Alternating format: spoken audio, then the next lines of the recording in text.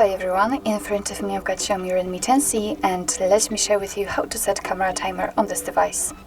So first of all, let's open the camera app, and since we are in the standard photo mode, we can enter the settings which are in the right upper corner.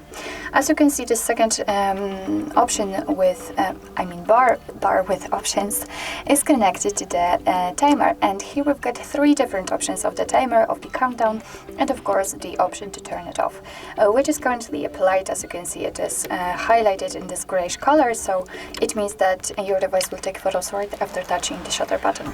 So in order to set the timer, we can pick 3, 5 or 10 seconds delay. And so let me pick 10 seconds delay. All you have to do is to simply tap on the option like to use. As you can see, it is right now highlighted in this yellow color. So after getting back and after tapping on the shutter button, you can see that your device will simply count down from 10, and after that time it will take a photo. So the same situation, of course, will be with 5 seconds and 3 seconds delay.